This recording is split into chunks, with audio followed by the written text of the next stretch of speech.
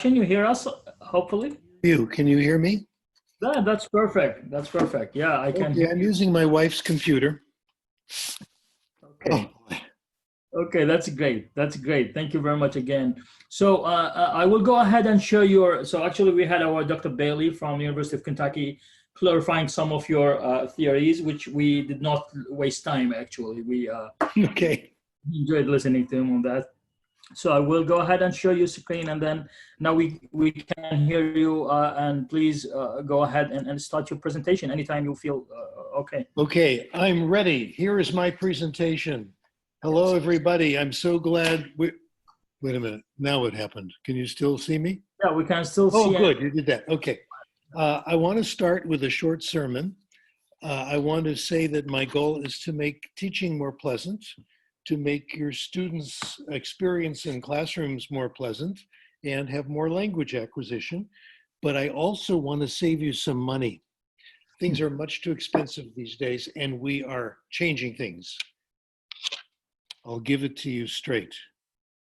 The publishers have to learn to find an honest way to make a living. They're charging too much from us. Journals are too expensive, books are too expensive, hundreds of dollars. I no longer subscribe to journals. I can't afford them. I don't know anyone who can afford them. So here is the new point of view. Everything I write is now in open access journals. That means it is no charge to the writer, no charge to the reader. I put everything on the computer. Everything is on my website, sdkrashen.com, and I announce everything on Twitter. And ResearchGate, I'm now putting everything on ResearchGate, so it's all free. How about that? And I think this is a new era for us. Otherwise, we will not survive. All my articles are now short. I don't have time to read all the stuff people write, so we have to keep to the subject. Everything is 3 pages, 4 pages, etc. My model for this was a paper written, probably the most cited paper ever, the one on the double helix, Crick and Watson, that made the diagram on DNA. It appeared in the journal Nature. It is 2 pages long, and it says everything you need. About 6 years ago, I told all journals that if they want me to review papers, they have to be 5 pages or less. Since that time, I have not reviewed anything. They've all been too long. So what I am doing, and my colleagues are doing, Benico Mason is doing, Jeff McQuillan is doing, we're writing short papers and we're making them free of charge. So let me tell you about today's talk. I'm going to briefly tell you in a few minutes what we've been doing the last 50 years, which has been very, very good. I'll give you the hypotheses. I know you've heard of some of these before, but maybe I'll say some new things. We think people have, there it is, people have 2 different ways of getting better in language. Acquisition, picking up a language. We're not aware that it's happening while it's happening. And once you're finished acquiring, you don't know you've done anything. It's all there subconsciously. The brain is very good at language acquisition. It's very bad at conscious learning. Conscious learning is what we call knowing about language, the rules. When we talk about rules, grammar, we're really talking about learning. I'm not opposed to learning, but let me put it this way. Learning is very limited. If you want to apply rules to what you say, you're about to say something, you look at it in your mind, you make corrections, it's very tough. There are severe constraints. Number one, you have to know the rule. And even Noam Chomsky doesn't know all the rules. Nobody does. The people who write grammar books don't know all the rules. Teachers don't know all the rules. You can't possibly. So we're limited by what people can consciously learn. We're also limited because when we speak and have a conversation with someone or we write, we're interested in what we're saying, not how we're saying. You've got to be focused on form, which is very unnatural. It's kind of like patting your head and rubbing your tummy at the same time. It's difficult to do.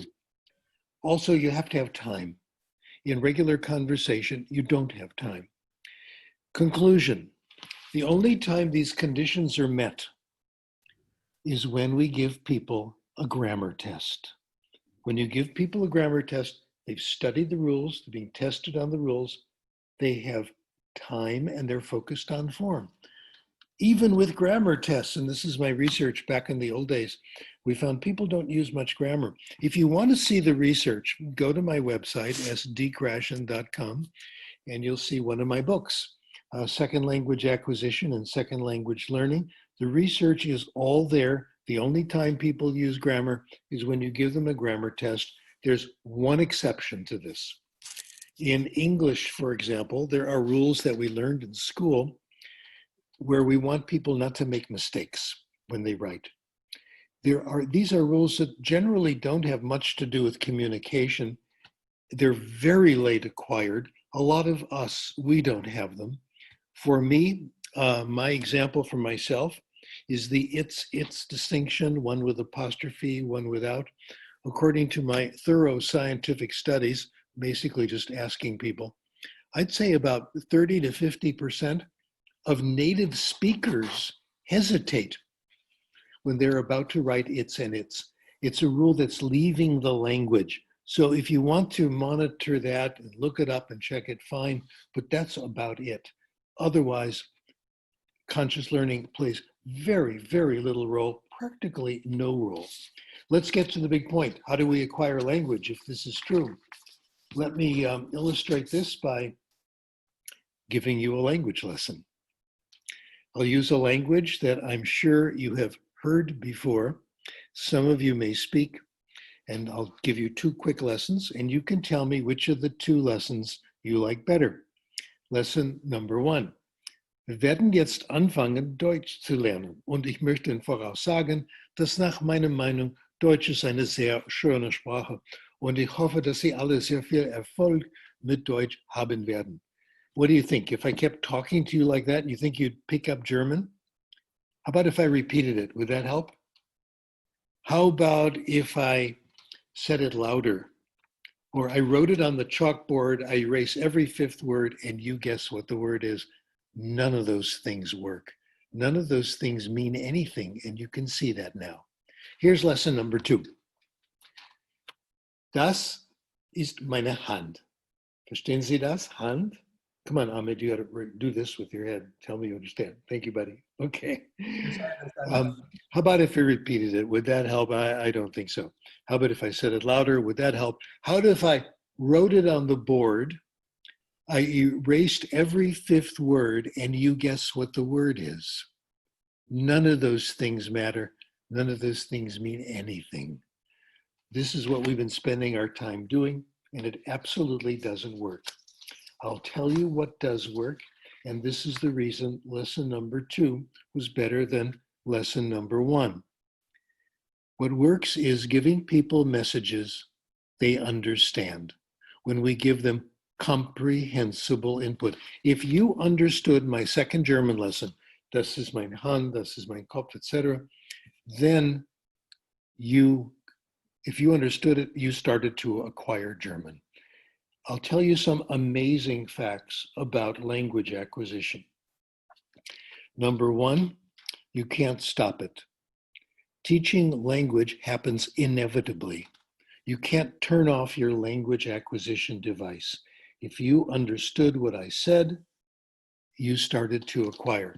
It's easy to teach language. All we have to do is give people messages they understand and that they'll pay attention to, which is the next point. How do we get people to pay attention to input? How do we get people to make sure they're listening or reading? Very simple, make it interesting. That's what my colleague Leonard Newmark said about 40 years ago, and it turns out he's absolutely right. Today we think it should be more than interesting. It works very well when it's compelling. Compelling means it's so interesting you forget that you're listening to another language.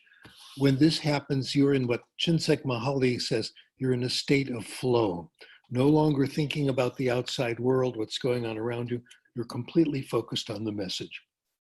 Our job is to fill the classroom hour with messages that are extremely comprehensible and interesting. This is the entire theory. We now call this optimal input, a concept that we evolved. Benico Mason and I have been working on this. We wrote a paper on it, and you can read it easily. It's on my website, and it's less than 50 words. We're now writing very short papers. Optimal input is comprehensible, compelling, there's a lot of it, and the context is rich, which means the context helps you understand the new input, the words that you don't know. Let me now jump to application. And in application, we have a new terminology. It's always good, if you want to be famous like me, what I suggest is that you have new terminology and invent new words, new terms all the time. And people will think you invented the idea, which is really not true. And the trick with new terminology, it's to make it a little bit unclear. If everybody knows what you're talking about, they think they're just as smart as you are and they won't pay attention. But what we do is we make it not quite comprehensible and people think you're a lot smarter. And I've done it, I did that with I+1. Nobody still understands that. The new hypothesis today, we call this the Conduit Hypothesis. We think that people go through stages of language acquisition. Everyone goes through the same ones. First language, second language, children, adults, everybody. And one stage leads to the other. That's why we call it the Conduit Hypothesis. It works in first and second language.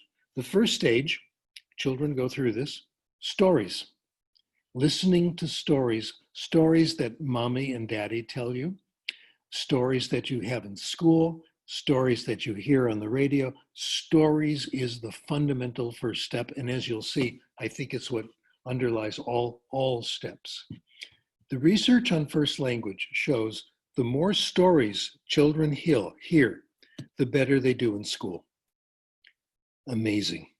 That's why libraries have story time and everybody goes.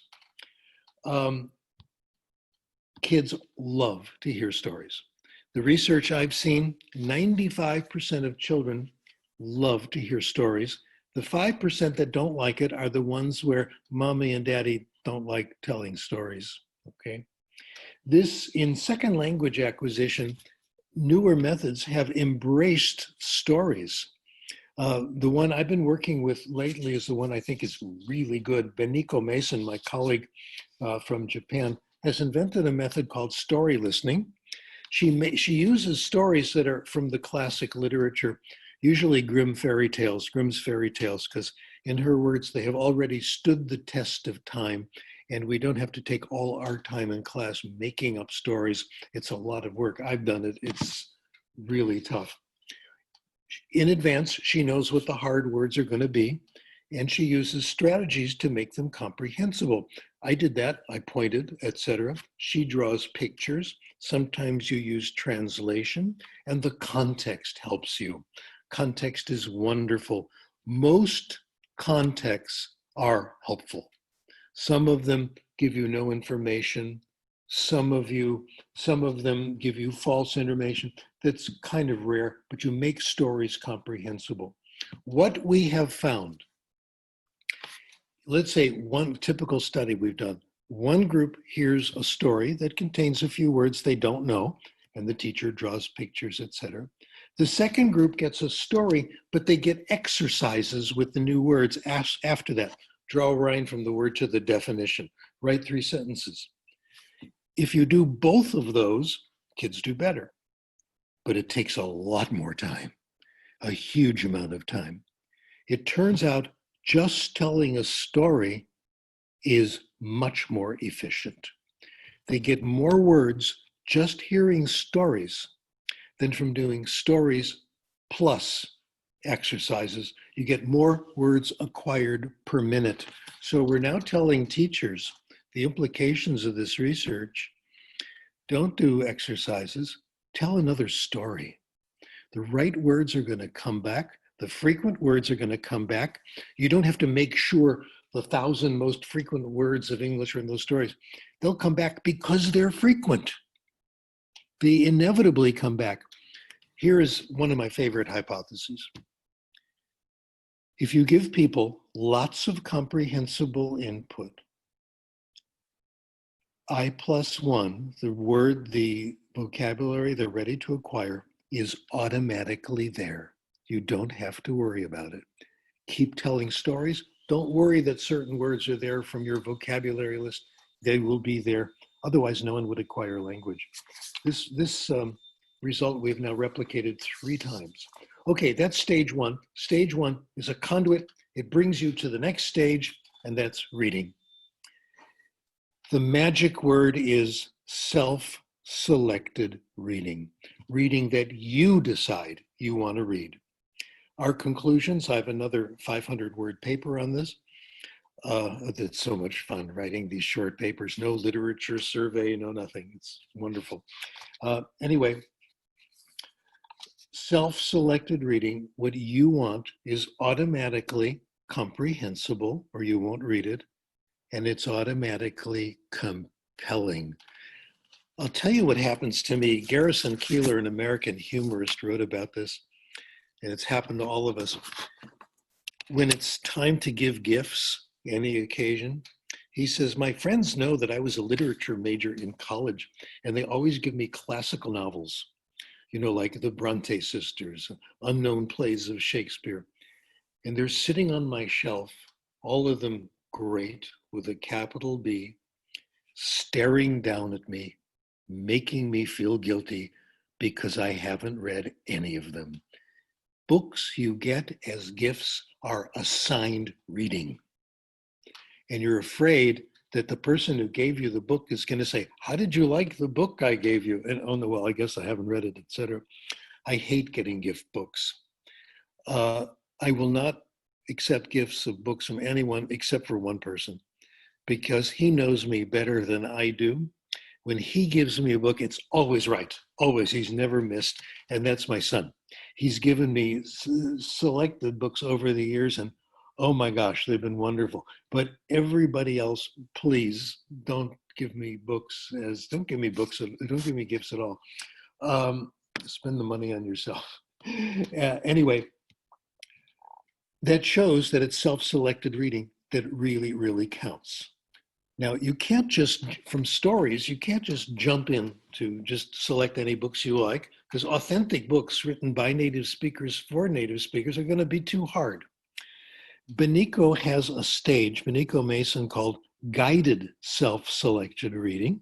In guided self-selected reading, the teacher assembles a collection of very easy books, what we call graded readers, which I really think are good, lots of them, and knows the students, knows their competence, knows what they like, and helps them select books for them. And you have the option of not finishing the book, which is the mark of a good reader. You don't have to finish. It's like changing the station when you're watching television. You don't have to watch the program all the way through. So her students in the program she had in Japan did guided self-selection reading for 2 years, sometimes 3 years, before they touched authentic books. I'll tell you my experiences because they're the same as yours. I took French in high school. I got a passing grade after 4 semesters if I promised the teacher who gave me the grade that I would never study French again in that school because he would be so embarrassed. I was so terrible in it. It was all boring, boring grammar. Actually, my French is pretty good today. It's actually good because I do only self-selected reading. That is the answer. And remember your first French course, the one that I had, same as yours. The first story is really boring. It's about Pierre and Marie Dupont and their strange children. And it packed in all the new words at once, so it was incomprehensible. You went to the next one, it was worse. What we say is we're going too fast. We're not giving students enough chance to read lots and lots and lots of easy reading, where there's no pain, no looking up words. I'm actually going back doing this again. My Spanish, it's a lot of fun living in LA because Spanish speakers are so friendly. It's wonderful.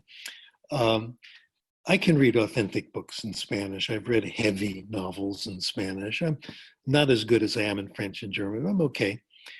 But I'm now taking Benico's advice. Her students will read 100, 200, 300 graded readers. I am now reading graded readers in Spanish every day, and I can feel that it's working. I know that it's working. I subjected myself to a very good test. I go to the supermarket Friday mornings at 7:00, where it's only for old people because of the coronavirus.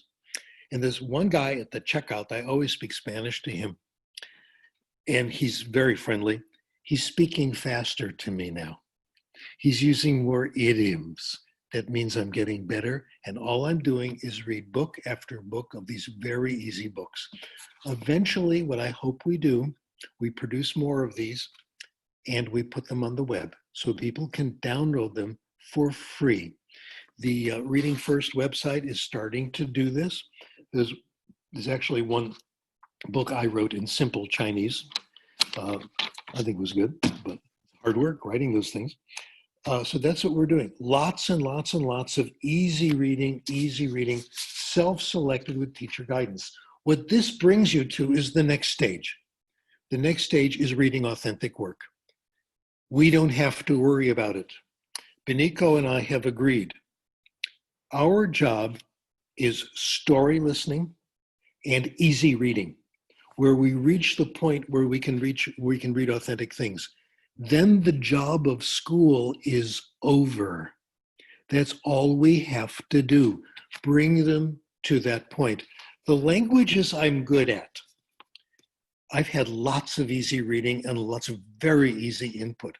The languages I'm bad at, all I've had is either very difficult reading or native speaker talk. I'll tell you what they are. I know 2 Semitic languages, but none of them are Arabic, unfortunately. I know Hebrew from 6 months in Israel. I was reasonable in conversational Hebrew. I find authentic Hebrew impossible to read. It's too hard. Also, I know Amharic, which is a Semitic language spoken in Ethiopia. I taught there for 2 years. There are no easy books in Amharic. It's all for native speakers. And when I talk to native speakers, I have to really dominate the conversation to get them to slow down. It's not easy. So and the third one is Chinese, which is really slow because there's nothing to read. There's only a few easy books to read, all done by people I know.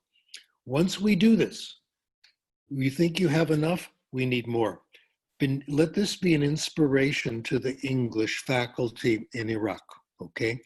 At Benico's school, in Japan, the library consisted of 5,000 graded readers.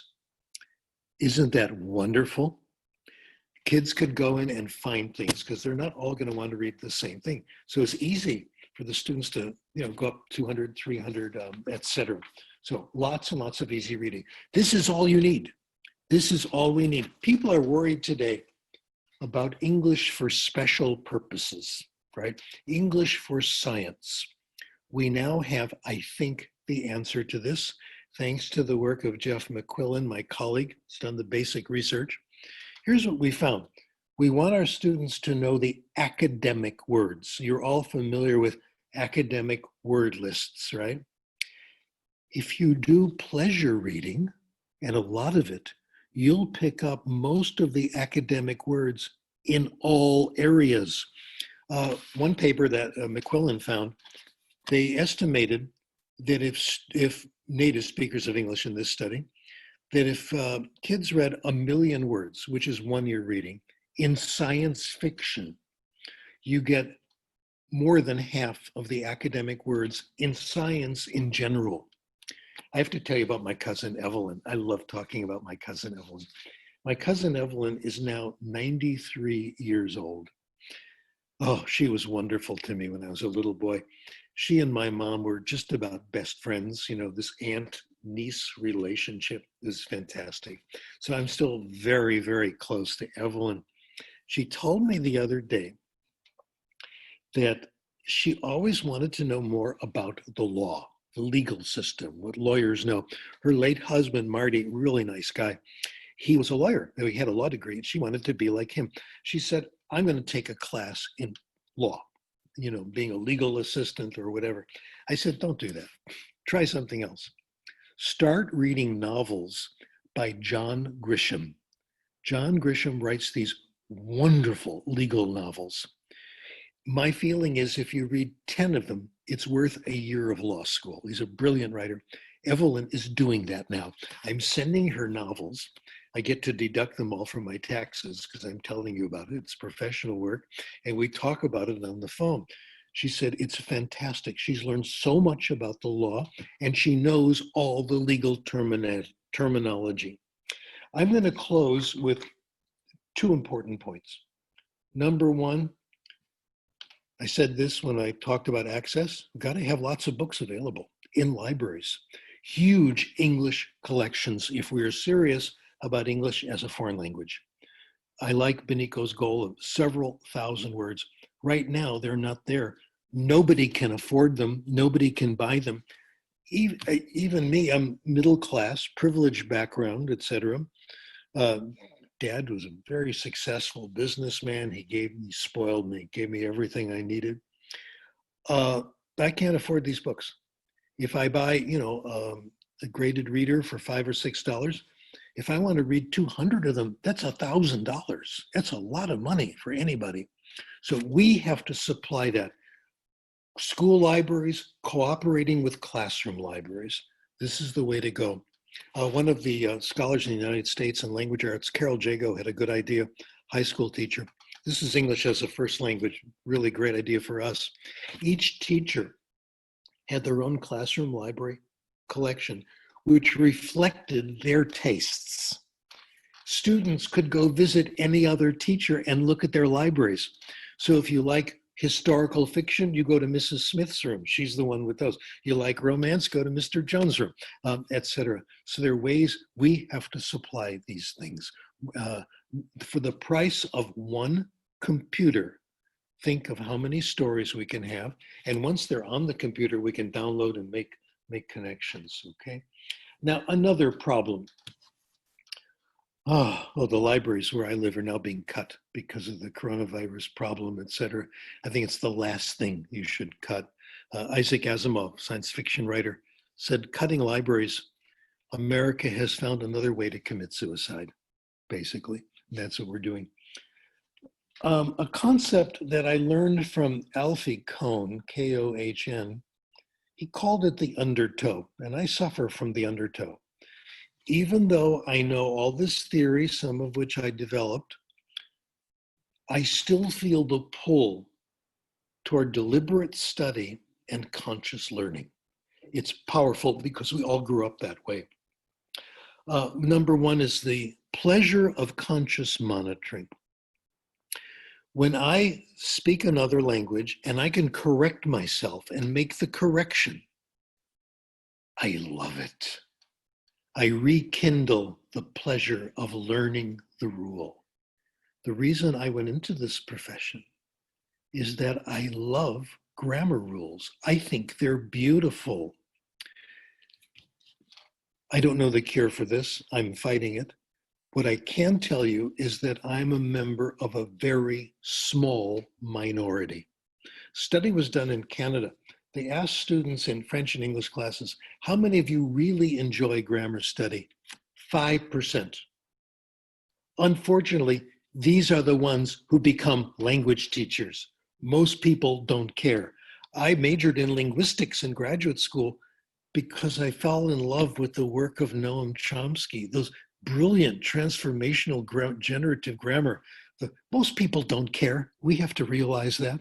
So we have to overcome this feeling that grammar is beautiful and everybody should love it the way we do. And again, it gives us pleasure. In French, my favorite rule in French, I'm so proud of myself when I get this right. See, it's the undertow. I know it's strange. In French, there's a rule. where if you have a pronoun and it's a direct object and it comes before the past participle, you have to make it agree. It's very late acquired, and a lot of native speakers haven't acquired it.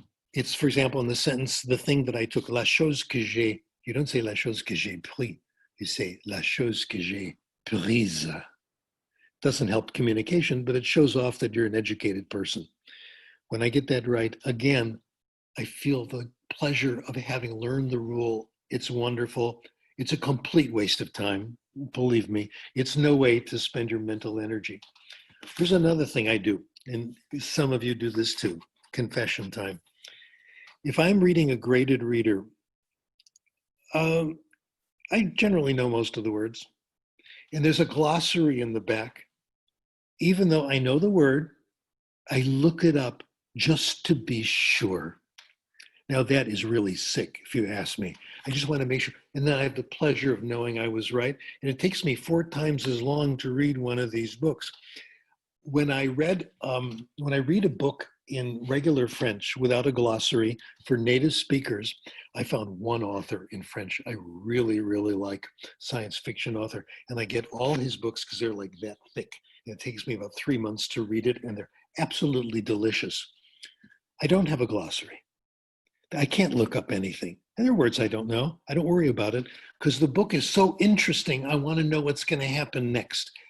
That's where vocabulary comes from.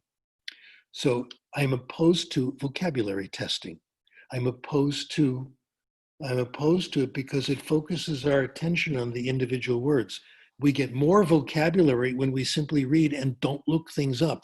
If you have to look up too many words and you don't understand it, the book is too hard. Find something else. Okay, let me summarize all this. We acquire when we understand. We don't acquire when we don't understand. We acquire when input is fascinating and we really want to know what's going to happen next, and we're very interested in conversation. A pal of mine came up with this idea.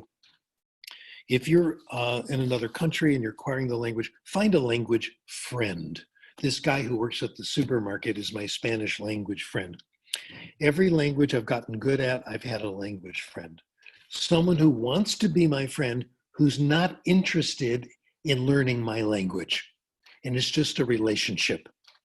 In Vienna, it was, when that's where my German comes from, it was my landlady who told me great stories. We had tea like 2 times a week. She was wonderful. She loved to gossip and she liked to repeat herself, which was very nice. My friend in Canada, Hubert, whose English was perfect, but he always wanted to speak French, and that was fine. He was my buddy. We got along beautifully. I've had a language friend, and even on the kibbutz in Hebrew, I had people who I was friendly with, so I made good progress in the beginning. That's what we want. We don't look up words. We don't worry about a word. We can tolerate a little noise in the input. So this is a secret. Focus on the message. Get things you really want to know about, etc. Don't read a book because you think it might be good for you. In terms of language pedagogy, the first stage, stories, stories, stories. Benico Mason says, all a language teacher needs is a chalkboard and a collection of stories. Pretty inexpensive, as a matter of fact. What we're doing now, this distance learning that we're doing, I think is made for us. I think in some ways it's not as good as having a live teacher, I know that. But in terms of beginning language teaching, this may be all we need. It's so easy to present stories the way I'm talking to you, with someone like Benico Mason who's going to draw really nice pictures, explain things, occasionally in native language translation here and there, and very interesting stories with lots of context. People complain, no, distance learning won't work for language because the kids don't have a chance to talk. No, you don't need to talk to acquire language. You need to listen and understand. Talk comes as the result of comprehensible input. When we increase talking, we don't get better results. We get the same results, or I think if we do enough of it, probably do worse. Well, we need to know if we really understood. No, just keep listening and it'll get clearer and the teacher will help you. Maybe press a button, say, repeat that. If it's recorded, you can listen to it again. I hope in the future, we'll be able to change the station. If we want to do French this way in distance learning, let's have recordings, YouTube of 25 stories for beginners. You don't like that one? You can choose another one. You don't have to finish it. So and we need interaction, of course. No, we don't. We don't need interaction. We need a teacher who's very good at making things comprehensible. So this screen might be all we need for beginning language teaching. Intermediate language teaching is going to be reading, and we need a good collection of stories. Warwick Ellie said this: what we need is a collection of really interesting storybooks. This is the fundamentals of intermediate language teaching, far more than fancy equipment, etc. So far the research is on our side on this. Let me stop here and let me ask you if you have any questions. Take a deep breath. Thank you very much for this fascinating, I would say, presentation. I felt that we were listening just for 5 minutes while it were actually more than 40 minutes. So thank you very much. Again, I think I personally have some of the questions to be directed to you about the situation in Iraq. So let me, if my participants allow me to confiscate these rights from them, since I am okay, you have the power to go for it. Yeah, I like the idea about the graded reading, which is I think I talked to you in the test sessions about how I learned English. But now that is a great story, my friend. You have to publish that. Yeah, I will send you that. 2 pages. So, 2 pages, no more. Yeah.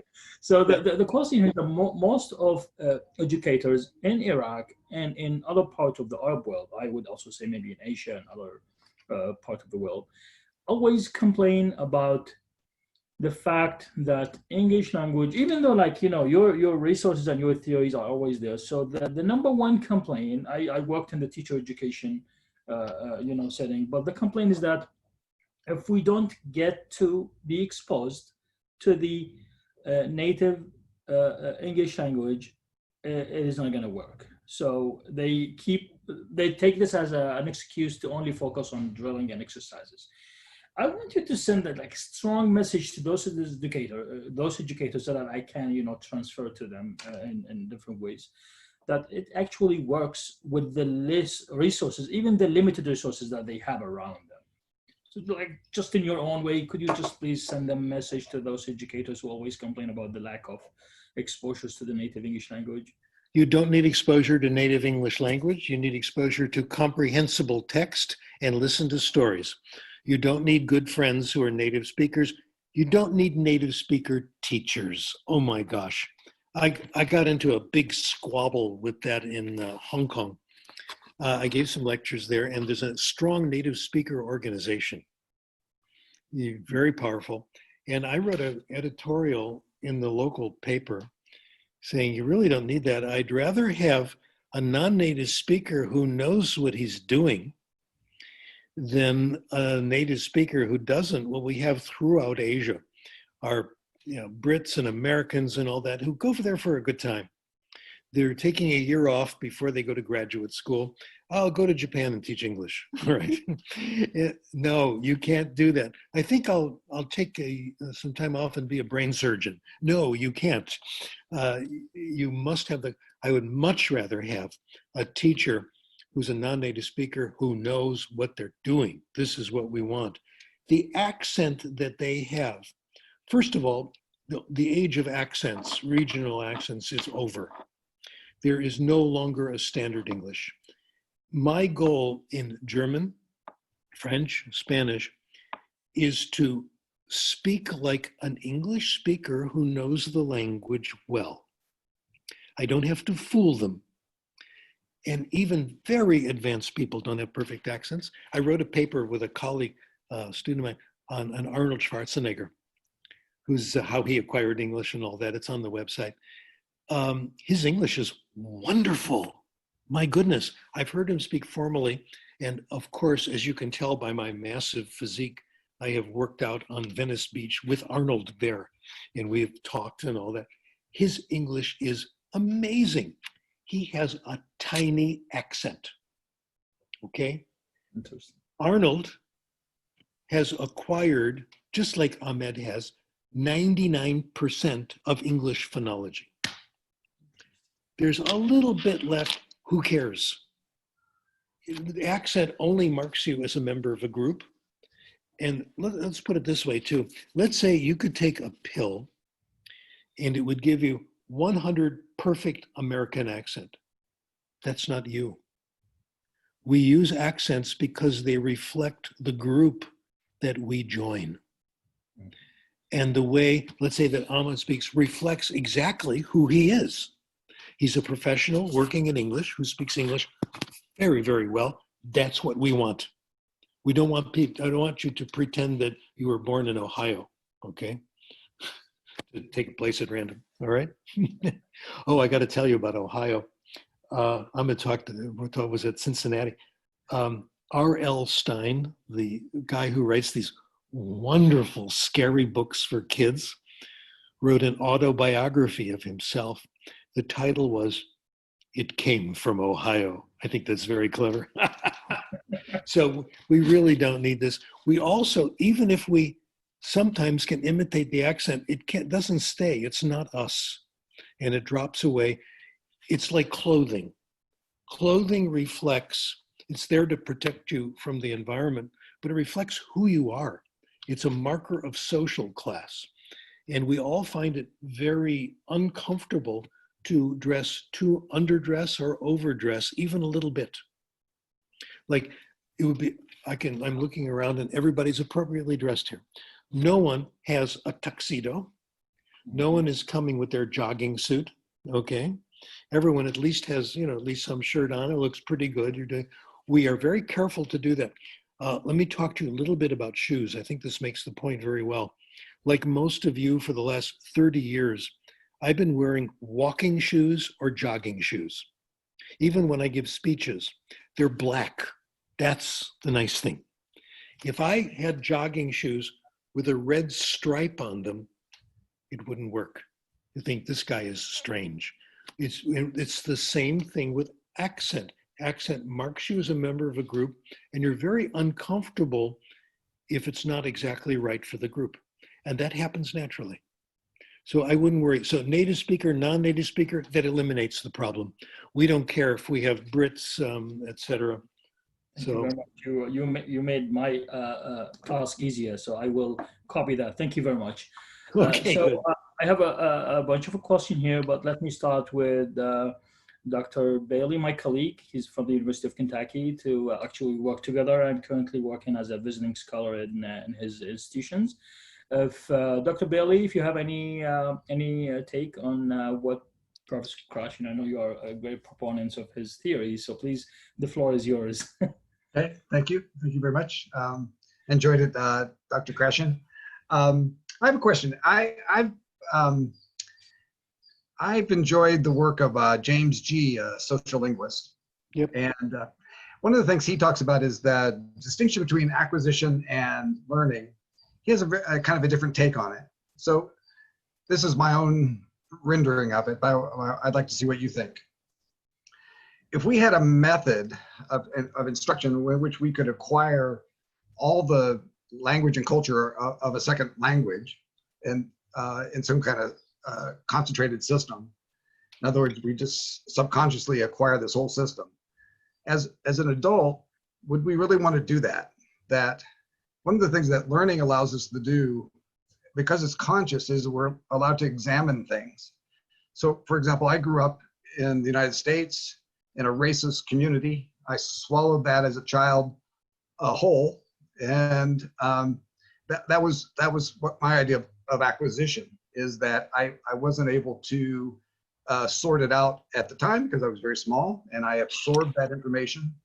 So G is saying that there's power in acquiring things consciously.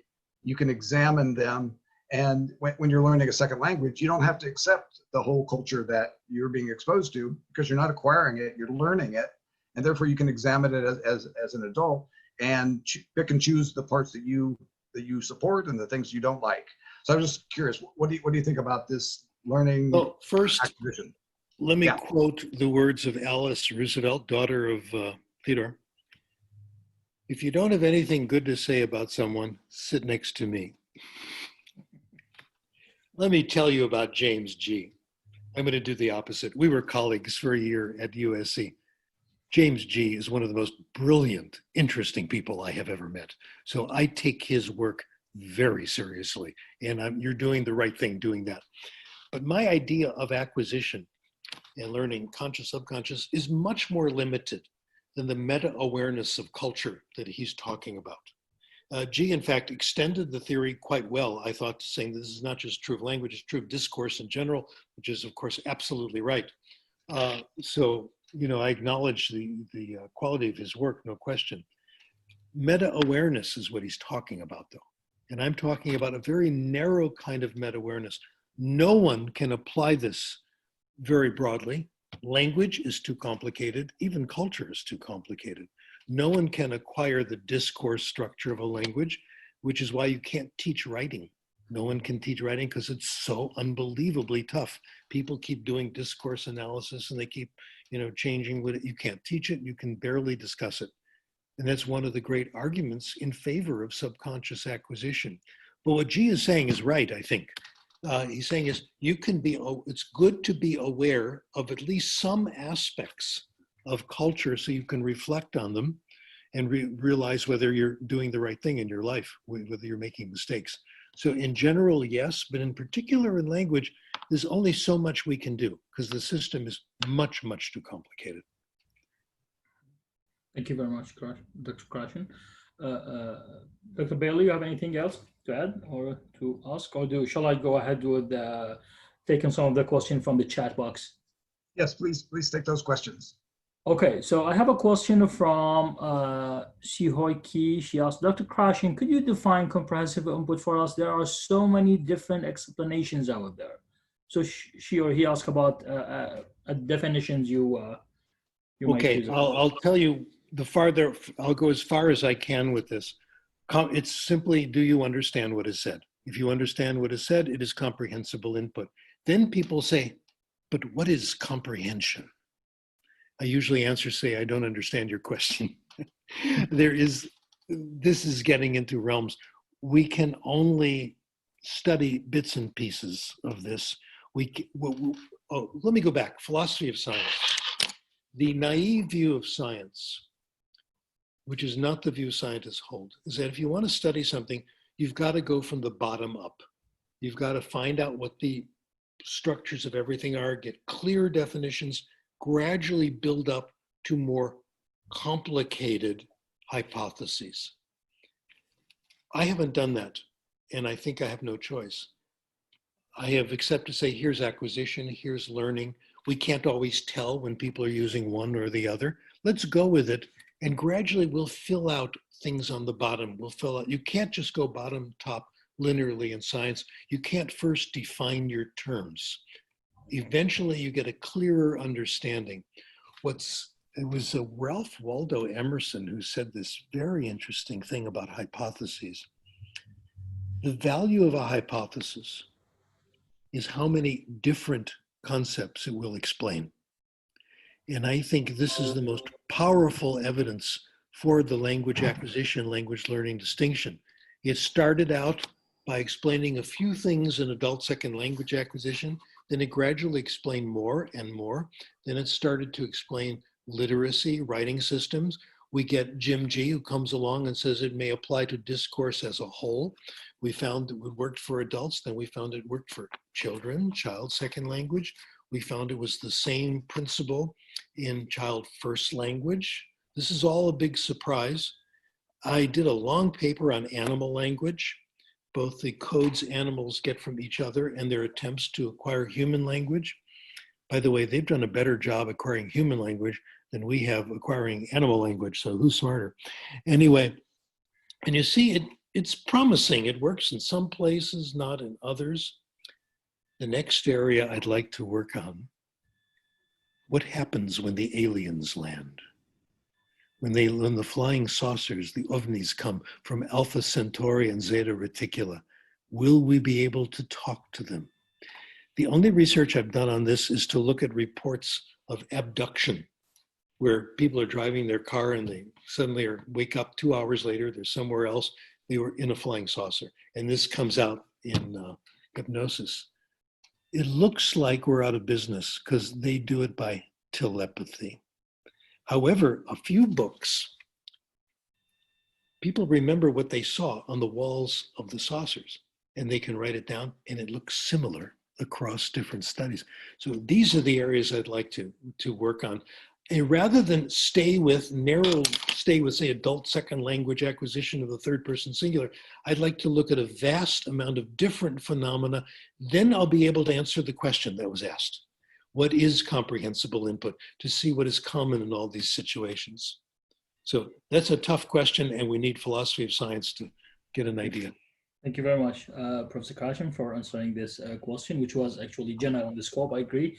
Another question from Dr. Gonzalez. He said, code switching is inevitable in an ESL class. Up to what extent should the teachers allow it to happen without compromising chances of acquiring the language? Code switching is very good when it's used to make input more comprehensible. This is the use of the primary language. If something is real hard, quick definition is fine. And we use this in bilingual programs very successfully. Let's say we have a child comes to California, typical situation I'm familiar with, from Mexico, and has no English background, is 5 years old, 6 years old, and enters school. Now, if it's all English, most of it's going to be incomprehensible, even with good ESL. But if you get a teacher who can teach in Spanish, and they do beginning, say, mathematics in Spanish, the child then understands mathematics. When he goes on to take mathematics in English, it'll be more comprehensible. We do this all the time.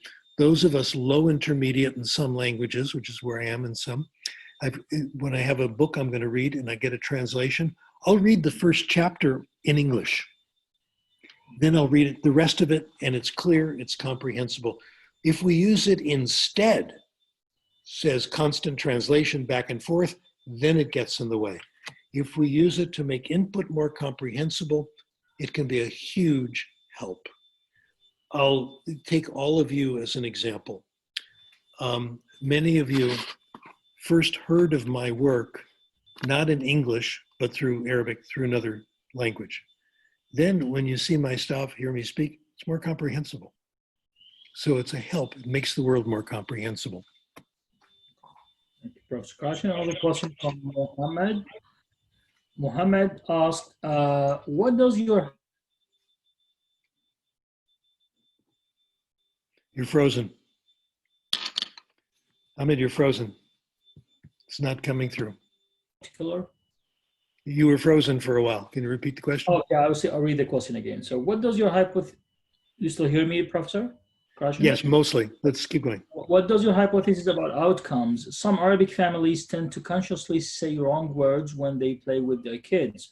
Would that impact their language acquisition devices or their learning in particular? What are they doing again? I didn't quite understand. They consciously say wrong words when they play with their kids. Doesn't matter. It's a tiny, tiny percentage. I don't know any adults who grew up using baby talk. Okay. Amal, I think she's from her, she asked, so the proposition is that if I am teaching the phonetics of English to undergraduates, one strategy is to find/create stories featuring the content?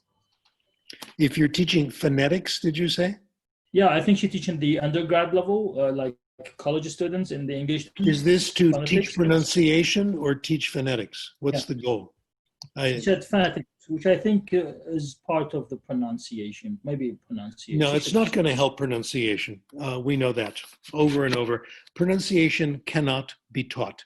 Here's my hypothesis. And I have a paper on this I wrote about 20 years ago, which you can read. I still think it's right, actually. The perfect accent is inside you. Inside you, young man, is a perfect Ohio accent. You know that it's there. You don't use it because you feel silly. It's not you. Again, I've had the same experience you have.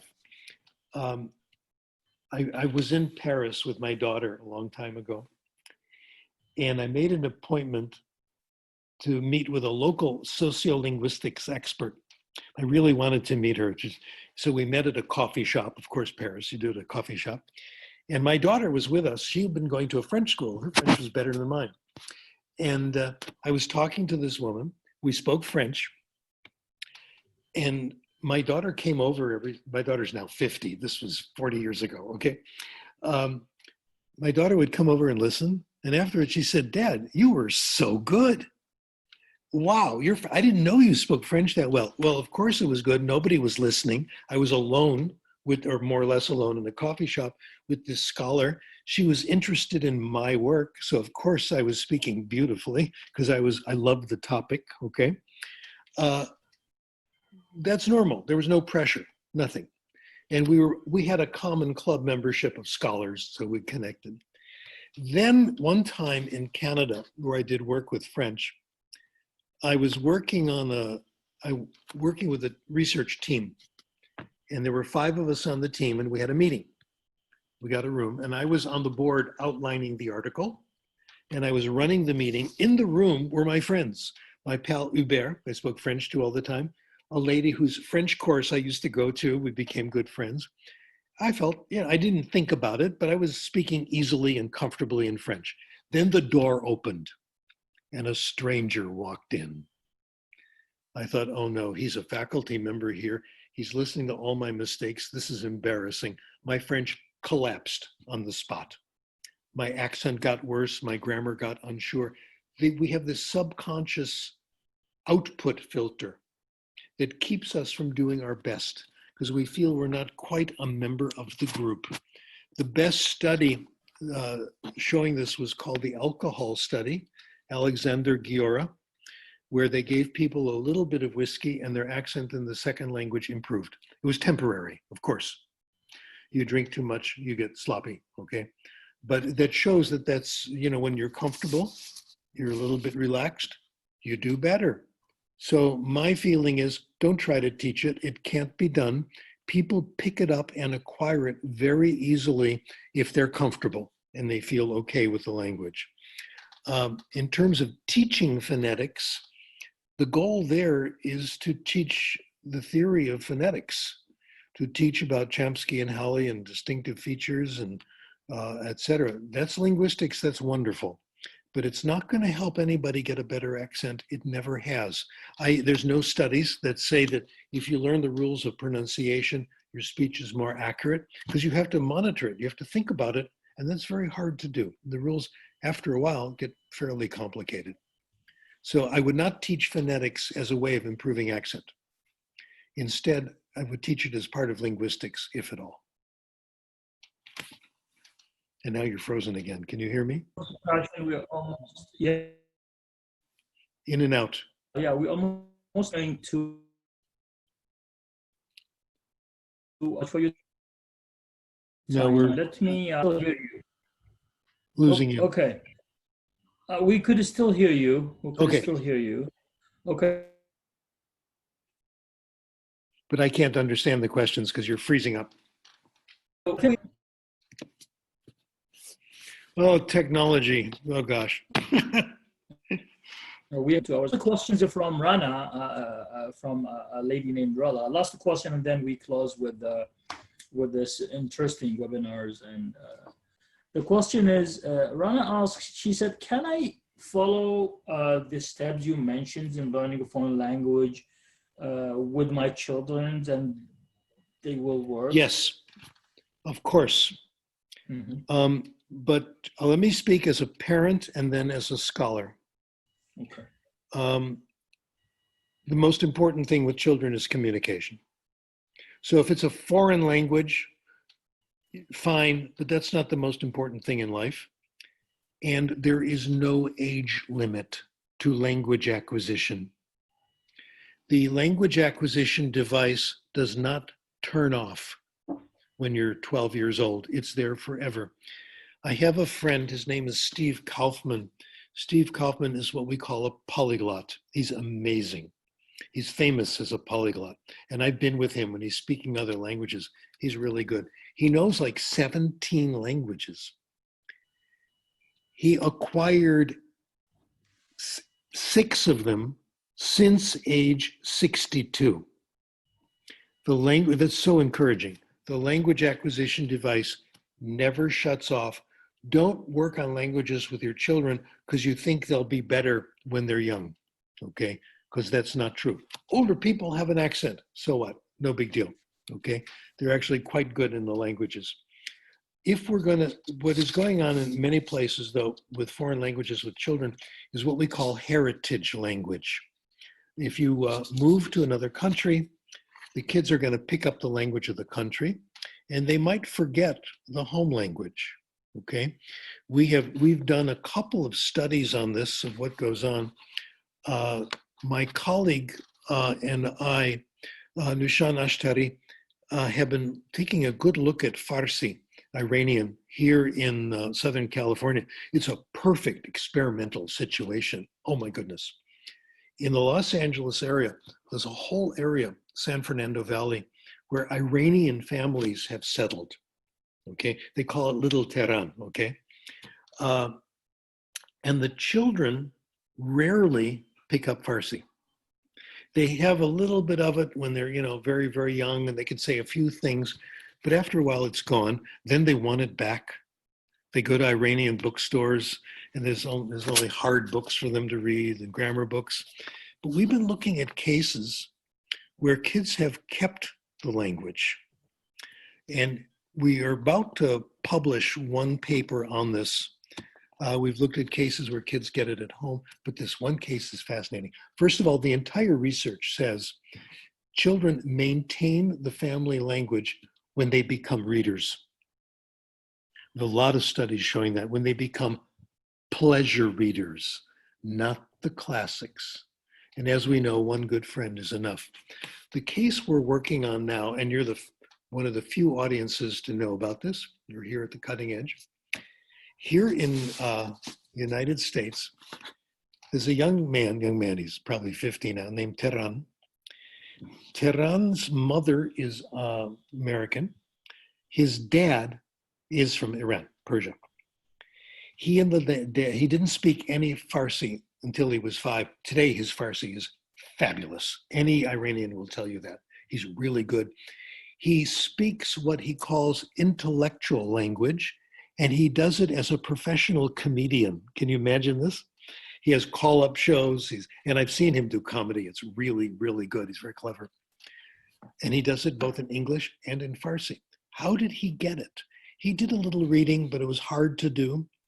Basically, it was through his father. His father came here by himself, married his mother here. When Tehran was 5, he started working with his father in his father's shop to fix cars. At age 5, Dad started speaking only Farsi to him. They did 3 things. He did what's called brokering. Tehran helped his dad with business. He got friendly with his dad's friends, men.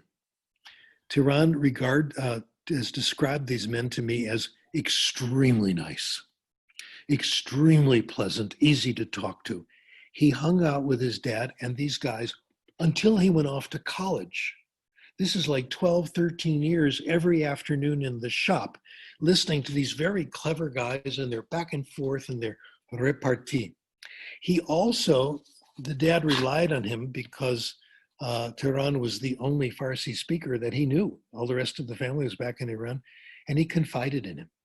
He talked about his life, his problems. What an interesting way of growing up. That's why his language is so good. It can be done when it's done for real purposes, where the input is comprehensible, there's a lot of it, and it's compelling, and it's rich, exciting input. I think if these dad's friends weren't such nice guys, it would not have happened. So yes, it's possible if we can create optimal input. I'll give you another case, which we're finishing up now. I think we're going to send it off to publication tomorrow. The child was born in the United States. Dad is native speaker of English, only English. The mother is a Chinese teacher, Mandarin teacher. I know her because I took her class, okay? It's a wonderful teacher. And she has been talking to her little boy in Chinese constantly since he was born.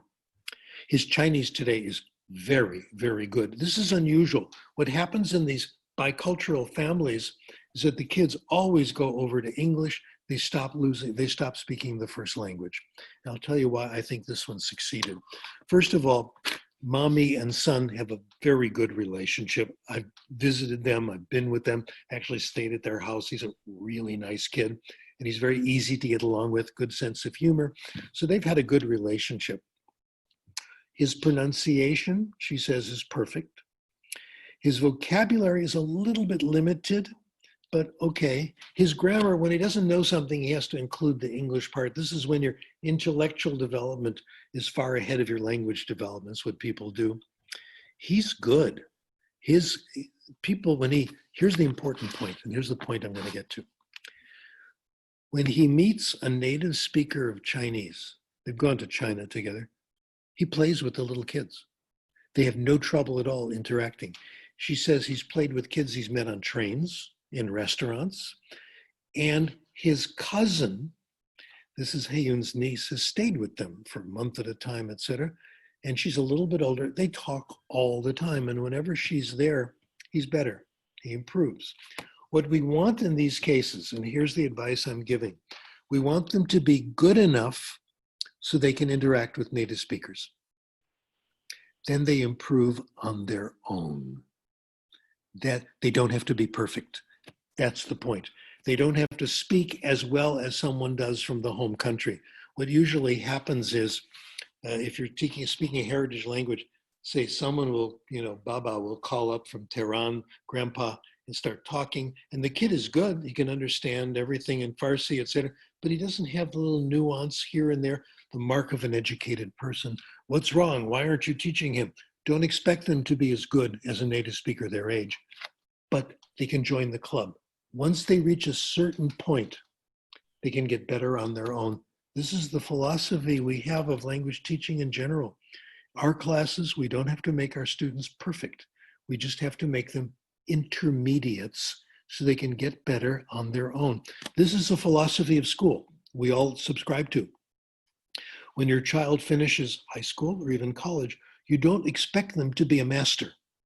You expect them to be able to start practicing their profession, doing what they like, and they get better and better. All of us have the same thing. When we finished our university, we became teachers. We were not the polished professionals that we are today, but we could start working and we got better and better all the time. Same thing with languages we teach at home. My advice is don't be a perfectionist. Don't correct their mistakes. Don't worry if they don't answer you in the language. It's what you say that counts. In fact, in this case, Rayong sometimes answers his mom in English. She doesn't care. She just keep going in Chinese. He keeps getting better and better. So that's my advice. Wonderful, wonderful. Thank you very much, Professor Krashen. I think we need to stop here. We are really thankful. Thank you very much for dedicating this time, for presenting your research in the past 45 years in just 1 or 2 hours. That's exactly. Thank you very much again. Thank you for answering most of the questions. I think we're done for today. Is there any final words you want to say, especially to Iraqi or Arab educators? Keep your papers short and stay away from junk food. How's that? Again, Professor, thank you for everybody who attended. This webinar will be recorded and will be shared. I will make it a YouTube because it will be easier to watch, and I will watch it with everyone. Thank you very much again, Professor Krashen. Enjoy the rest of the day. I think it's already noon in you, so it's time to have lunch. Yeah, that's right. Okay. Thank you again, and have a wonderful day. Thank you, Professor Bailey. Thank you. You. Great pleasure. Bye.